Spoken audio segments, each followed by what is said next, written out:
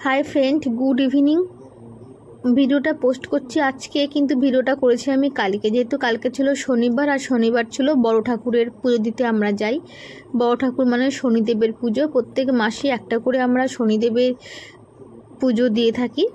আর যেহেতু এখন তো প্রায় ডেলি বৃষ্টি হয়, কিন্তু কাল দেখলাম যে কোনো বৃষ্টি নেই, তো সেই হিসাব করে মানে সেই করে বেরিয়ে পড়লাম যে বৃষ্টি যখন নেই পুজোটা তাহলে দিয়েই আসি। আর পুজো দেওয়ার জন্য এখান থেকে নিতে এসেছিলাম ঠাকুরের জন্য মিষ্টি, আর বাড়ি থেকে কিন্তু মোমবাতি, ফুল, ধূপকাঠি, সিঁদুরের টিপ, মানে যা যা লাগে মোটামুটি বাদবাকি সব বাড়ি থেকে নিয়ে নিয়েছিলাম। এখান থেকে খালি নিতে এসেছিলাম খালি ঠাকুরের ওই ভোগের প্রসাদটা। তো নেওয়া হয়ে গেছে, নেওয়া হয়ে যাওয়ার পর আবার রওনা দিয়ে দিয়েছি। আর যেহেতু বৃষ্টির ওয়েদার, রাস্তাঘাট কিন্তু মোটামুটি ফাঁকাই ছিল। আর অনেক জায়গায় দেখলাম যে ঠাকুরের মানে দুর্গাপুজোর যে প্যান্ডেল কিন্তু প্রায় মোটামুটি শেষের দিকে, মানে বাঁশের যে স্ট্রাকচারটা, কাপড় কিন্তু এখনও লাগানো শুরু হয়নি। আর পুজো তো মোটামুটি হাতে গোনা আর কিছুদিনই বাকি আছে। আজকে ভিডিওটা আজকে পোস্ট করছি, আজকে 2 তারিখ, আর আজকে সেপ্টেম্বরের 2 তারিখ, আর অক্টোবরের 9 তারিখ থেকে তো পুজো শুরু হয়ে যাচ্ছে।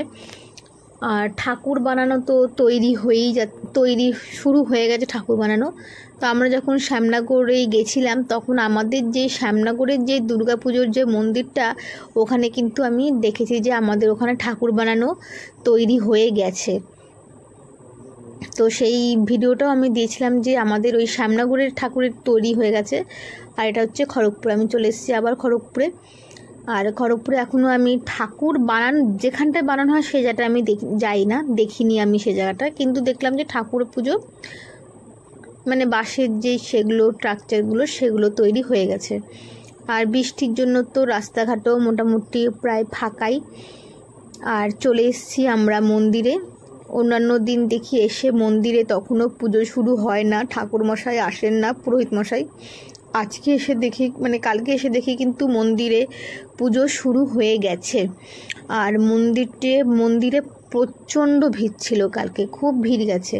মনে হয় বৃষ্টি নেই দেখেই মনে হয় এত ভিড় গেছে কালকে আর কি। এমনিতেও মন্দিরটা ভিড় হয়, কিন্তু কালকে যেন প্রচণ্ড ভিড়।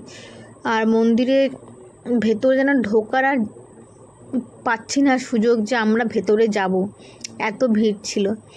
আর এখানে সবাই ঠাকুরকে গিয়ে ঠাকুরের প্রসাদটা দিয়ে, মানে তারপরে তোমার ধূপকাঠি দেখায়, প্রদীপ দেখায়। আর এই পুরোহিত মশাইয়ের পুজো খুবই ভালো। তো আমরাও গিয়ে ধূপকাঠি, প্রদীপ, ঠাকুরকে সবই দেখিয়েছি, মোমবাতি ধরিয়েছি।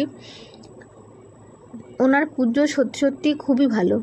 আর এই মন্দিরটায় আসছি আমরা অনেক বছর হয়ে গেল, অনেক বছরে মন্দিরটা আমরা পুজো দিতে আসছি।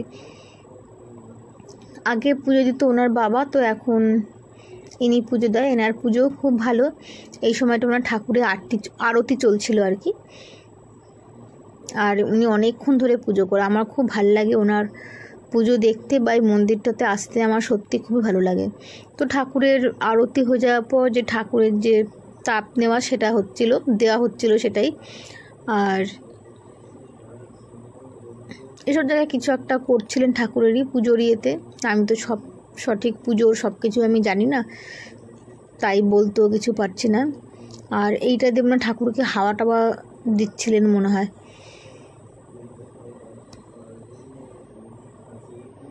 দিয়ে আবার ওটা আবার সবার মাথাতে উনি দিয়েছিলেন।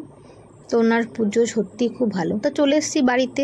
ভিডিওটা যদি ভালো লেগে থাকে অবশ্যই লাইক, কমেন্ট, শেয়ার করো। Ta ta, good night, by.